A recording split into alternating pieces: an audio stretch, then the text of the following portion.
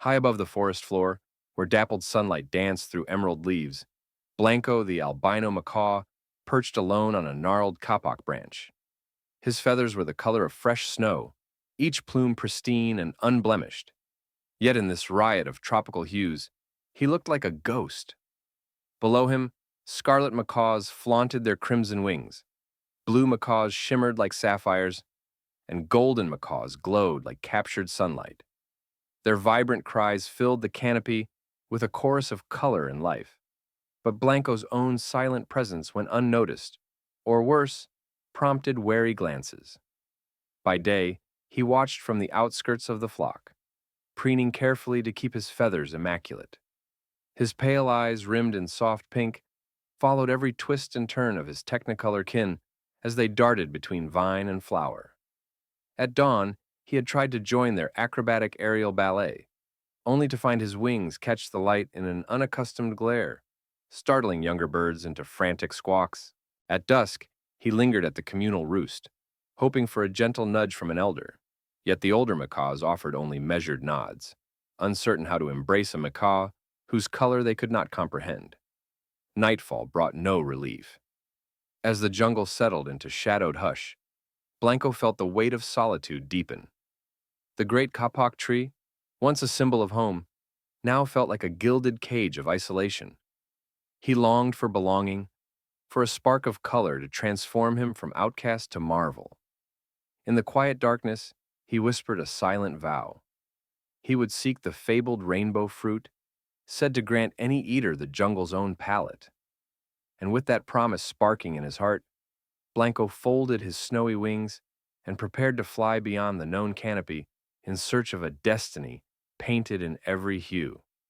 Deep in the undergrowth, Blanco's pale heart fluttered as he overheard a troop of chattering capuchin monkeys recounting a tale older than the tallest ceiba. They spoke of the rainbow fruit, a mythical berry whose skin shimmered in 4 colors at once and whose juice could paint the eater's feathers in the full spectrum of the rainforest. According to legend, it grew only on a lone vine that clung to the basalt walls behind the moonlit falls, a lesser-known cascade hidden in the jungle's western reaches. Intrigued, Blanco edged closer, crouching on a mossy branch to catch every word. The capuchins described how the fruit glowed at twilight, each facet rippling with hues of sunrise and storm. They whispered that only a creature courageous enough to brave the fall's slippery stones and tangled roots could taste its magic. As the monkeys bounded away, leaving the forest floor strewn with discarded banana peels and chatter, Blanco felt a spark of longing ignite within him. He surveyed his surroundings. Vines thick as ropes draped overhead, orchids clustered like jewels in tree forks, and shafts of golden light pierced the canopy in silent welcoming. If he was to find the rainbow fruit, he would need to navigate a labyrinth of lianas, outsmart territorial toucans, and cross the treacherous ravine of the moonlit falls. Fear fluttered in his breast, but beneath it lay something stronger, a fierce determination to claim the color that would make him whole. That night, as the jungle hushed into stars, Blanco rehearsed his plan in whispers to the wind. He would rise at first light, leave the kapok tree behind, and follow the capuchin's flitting guideposts to the hidden falls. For the first time, his solitude felt purposeful. The path ahead, though perilous, shone with the promise of belonging. And so, under the silver gaze of the moon, Blanco resolved to chase the rainbow and transform his fate. At dawn's first light, Blanco launched from his kapok perch, wings beating a steady rhythm that carried him above the dim green tapestry of the rainforest floor. Each powerful stroke carried him deeper into the jungle's verdant heart, where vines as thick as serpents spiraled around ancient trunks and ferns, carpeted the damp earth. A tapestry of scents, jasmine-sweet orchids, heady bromeliads, and the must of decaying wood swirled in the humid air. His pale plumage glowed ghostly against the emerald backdrop as he traced the capuchin's path, bright yellow hands that skittered through the canopy, pausing on lichen-smothered branches to chatter and point with tiny gestures. Every so often, Blanco paused on a vine-clad limb to rest, scanning the sun-dappled shadows for danger. He evaded swooping harpy eagles by slipping into hidden glades and outwitted a pair of territorial toucans by donning stealth, hopping silently along mossy roots until they turned away in search of intruding parrots. Mid-morning found him at the edge of a mist-shrouded ravine. A curtain of water cascaded some 50 feet down moss-lined rock, moonlit falls. Its roar echoed through the trees like distant thunder. Tiny rainbows flickered in the spray, each hue a promise of what lay beyond.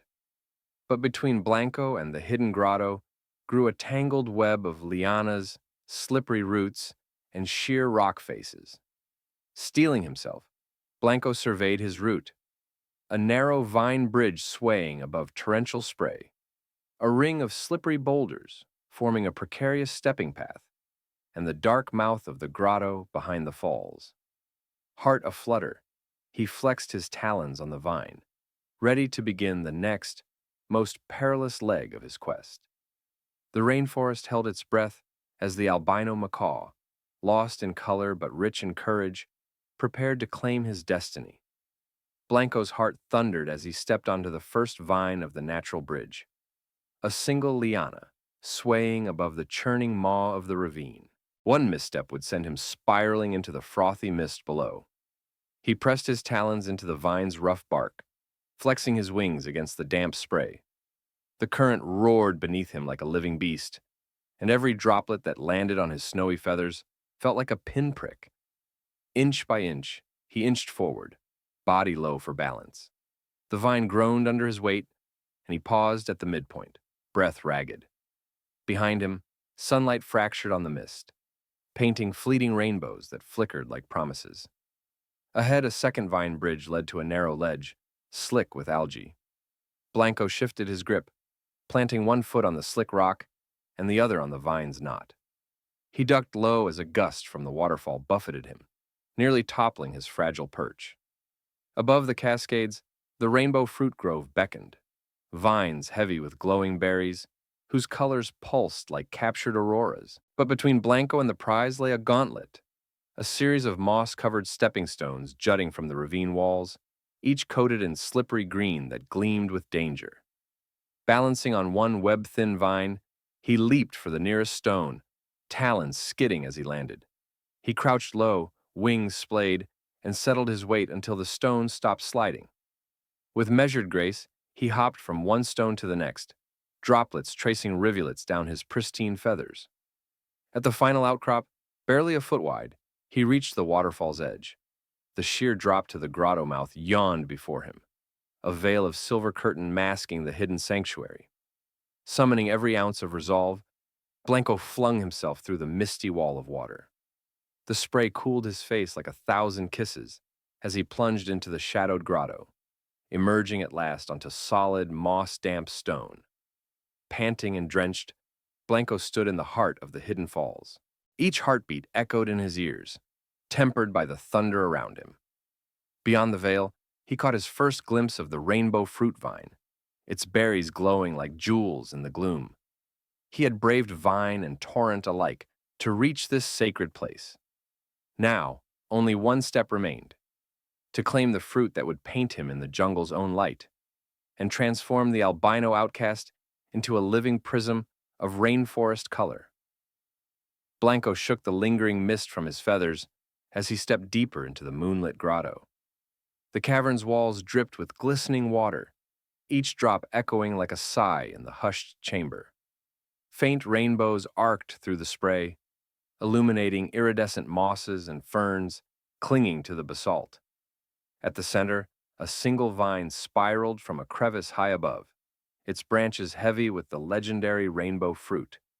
Clusters of small, globe-shaped berries, rippling in red, orange, green, and violet. Heart pounding, Blanco crept forward, talons clicking on the smooth stone floor. The air here tasted of cool water and floral honey, and each breath filled him with a heady anticipation. He raised his beak to a fruit glowing emerald on one side and flame red on the other. With a careful tug, he plucked it free, marveling at the berry's silky sheen. It glowed softly in his pale talons, each color a promise of transformation. Warily, he cradled the fruit to his chest and examined the vine's gnarled roots. surely untouchable treasures for any who dared reach this hidden realm. But the moment pressed on him. He seated himself on a low outcrop, tail curled for balance, and lowered his beak. The berry's skin split with a gentle snap, releasing a burst of succulence that coated his tongue in electric sweetness, notes of passion fruit, guava, and a whisper of vanilla.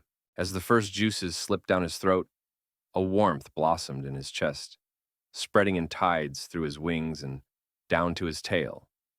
Feathers tingled, and Blanco felt a tingling current beneath his down.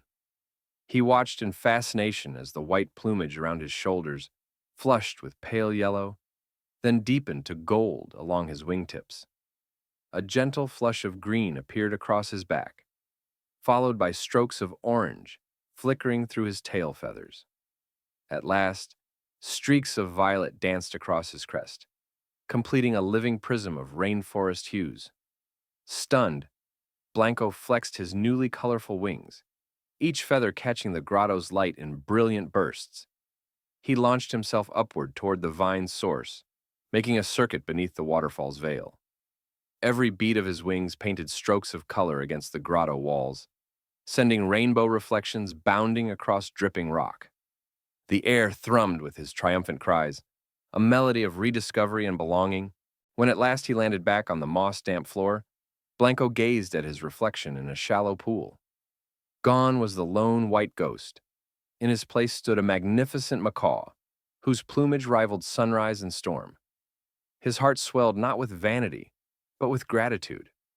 The rainbow fruit had not only granted him color, but welcomed him into the jungle's own tapestry. Clutching one last berry for memory's sake, he soared upward through the waterfall, eager to bring his brilliant self back to the canopy he now truly called home. By mid-morning, the transformed Blanco had soared back into the vibrant heart of the rainforest. His newly colored plumage gleamed like living stained glass beneath the golden sun, scarlet wings tipped with emerald, sapphire blue tail feathers tipped in violet, and a crown of sunset gold that flickered with every graceful turn. As he circled the old kapok tree, his brilliant silhouette cast shifting rainbows across the emerald leaves. Parrots of every hue fell silent at his approach. Scarlet macaws paused mid-squawk. Blue macaws halted their playful dives. Golden macaws tilted inquisitive heads. Even the furtive toucans, once wary of Blanco's pale form, perched on nearby branches to witness this marvel. Below, troops of capuchin monkeys chattered in astonished delight, pointing chattering fingers as Blanco performed a series of acrobatic loops and barrel rolls that scattered falling flowers in a kaleidoscope of color. Elder matriarch Inara, her own plumage a tapestry of crimson and gold, glided closer and greeted Blanco with a gentle nuzzle. Her eyes, wise with seasons of sun and rain, shimmered with pride. Younger macaws swooped down, brushing their beaks against Blanco's vibrant flanks in playful salute.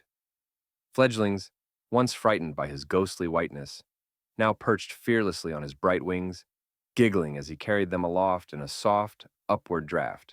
Spreading his wings wide, Blanco released a triumphant cry that rang through the canopy like a jubilant bell.